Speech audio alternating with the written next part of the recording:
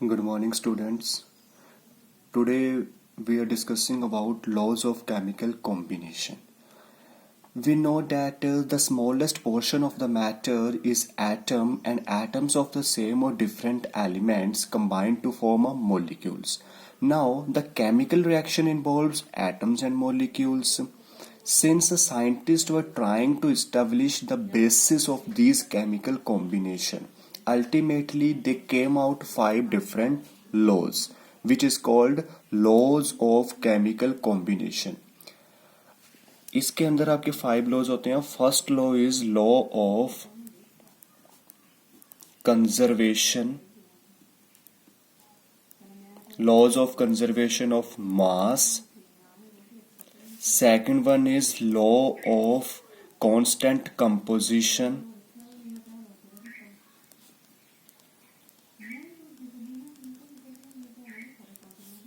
Constant composition और definite proportion.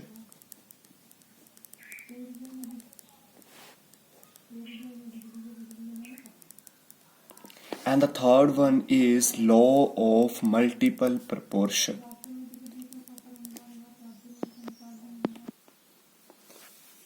So these are five basic laws: laws of conservation of mass, laws of constant composition or definite proportion, and third one is law of multiple proportion, law of reciprocal proportion, and Gay-Lussac law of combining volume. So we will discussing one by one. So first one is law of conservation of mass. Basically इसके अंदर है क्या, ये जो law था इसने एक relationship दी थी किसके बीच में, मास ऑफ द रिएक्टेंट के बीच में और प्रोडक्ट के बीच में.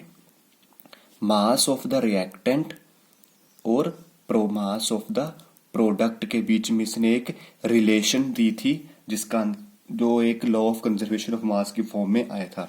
सो फर्स्ट ऑफ ऑल आपको पता होना चाहिए रिएक्टेंट क्या है, प्रोडक्ट क्या है. अगर आपके पास कोई रिएक्शन है, journal reaction A plus B और ये बना रही है C, तो A और B को मिलकर C बन रहा है. तो A और B आपके क्या हैं, रिएक्टेंट्स हैं, और ये जो आपका C बना है ये क्या है, आपका प्रोडक्ट है. तो उसने ये बोला है कि जो मास होगा इन दोनों रिएक्टेंट का और ये जो आपका प्रोडक्ट बनेगा इन फिजिकल चेंज, इसके बीच की जो रिलेशनशिप होगी वो इस लॉ के अंदर डील करेंगे हम.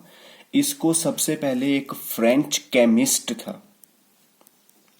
केमिस्ट मींस जो केमिस्ट्री के साइंटिस्ट होते हैं उनको केमिस्ट बोला जाता है. French chemist A Lavoisier. A Lavoisier is Antoine Lavoisier. This French chemist A. Lavoisier is also known as father of chemistry. इनको फादर ऑफ केमिस्ट्री भी बोला जाता है. ये आपका एक फ्रेंच केमिस्ट थे ए लेवोइजर, फादर ऑफ केमिस्ट्री बोला जाता है. इन्होंने एक स्टेटमेंट दी थी इस लॉ के लिए. वो स्टेटमेंट क्या थी कि in all physical changes and chemical reactions the total mass of the product is same as the total mass of the reactant. कि किसी भी केमिकल रिएक्शन में जो आपका टोटल मास होगा प्रोडक्ट का वो आपका किसके इक्वल हो जाएगा, total mass of the reactant के इक्वल होगा. In all physical and chemical reactions total mass of reactant किसके इक्वल होगा, same as the total mass of the product.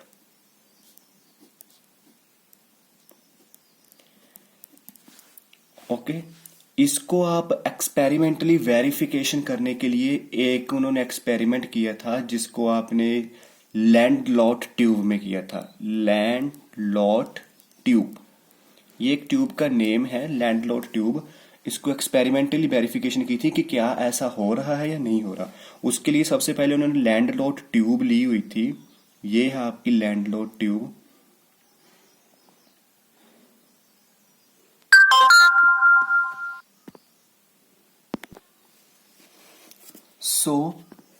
ये है आपकी लैंडलॉट ट्यूब. इसको एक्सपेरिमेंटली वेरीफाई किया था इस लॉ के लिए। एच शेप की ये ट्यूब होती है, देखिए ये एच शेप की ये ट्यूब है, इसको लैंडलॉर्ड ट्यूब बोला जाता है। एक ट्यूब एक अंदर आपने सिल्वर नाइट्रेट डाला हुआ है और एक के अंदर आपने सोडियम क्लोराइड आपने दोनों के दोनों ट्यूब के अंदर इसको लिया हुआ है। इन दोनों ट्यूब को हम सील कर देते हैं और इनका वे करते हैं। जब आप देखते हैं कि आप जो ट्यूब को आप शेक करते हैं, थोड़ी देर बाद इनको दोनों सॉल्यूशन को मिक्स करने के लिए शेक करने के बाद एक केमिकल रिएक्शन होगी, जो कि दोनों के दोनों सॉल्ट सॉल्यूशन के बीच में एक केमिकल रिएक्शन होगी। वो क्या होगी, ये देखिए AgNO3 सिल्वर नाइट्रेट का फॉर्मूला होता है AgNO3, सोडियम क्लोराइड का फॉर्मूला होता है NaCl, इन दोनों के बीच में रिएक्शन होगी। सो रिएक्शन आपकी क्या बनेगी, AgCl प्लस NaNO3। ये एक आपकी डिस्प्लेसमेंट रिएक्शन है, Cl इधर आ गया, NO3 इसके साथ चला गया, ठीक है। जब यहाँ पे AgCl के आपने एक और चीज याद रखनी है कि एक व्हाइट प्रेसिपिटेट बनते हैं, PPT मींस व्हाइट प्रेसिपिटेट बनते हैं। तो जब आप शेक करने के बाद दोनों के सॉल्यूशन को मिक्स करने के बाद आपने ये देखा कि जो ट्यूब का वेट था पहले जो इसका ट्यूब का वेट था जब आपने इनिशियल स्टेज पे लिखा था, और शेक करने के बाद रिएक्शन अकर होने के बाद का जो वेट था उसमें कोई चेंज नहीं आया। The tube was weighed again and no change in mass was noticed.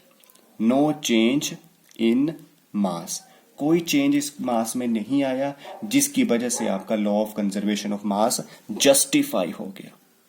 कैसे जस्टिफाई हुआ, पहले तो आपने स्टेटमेंट दे दी थी सिंपली कि अगर कोई फिजिकल चेंज और केमिकल रिएक्शन में अगर आप कोई रिएक्शन आपकी अकर कर रही है तो जो total mass of the reactant होगा वो सेम रहेगा total mass of the product पे। बट कैसे रहेगा, इसके लिए आपका लैंडलॉर्ड ट्यूब ली, लेवोइजर ने एक एक्सपेरिमेंट किया, उसने दो सॉल्यूशन लिए, दोनों को आपको एच शेप की ट्यूब में उसमें कनेक्ट किया, और कनेक्ट करने के बाद उसने ये देखा कि जब दोनों की दोनों रिएक्शनें, पहले उसका जो वेट था वो नोट करके रख लिया, दोनों की दोनों रिएक्शनें रखी, रिएक्शन लिखने के बाद जब उसमें मिक्स हो गए वो solution, so in this way आपका ये लॉ जो था वो जस्टिफाई हो गया। तो ये था आपका लॉ ऑफ कंजर्वेशन ऑफ मास, दोनों का मास जो था वो आपका सेम रहा। ओके।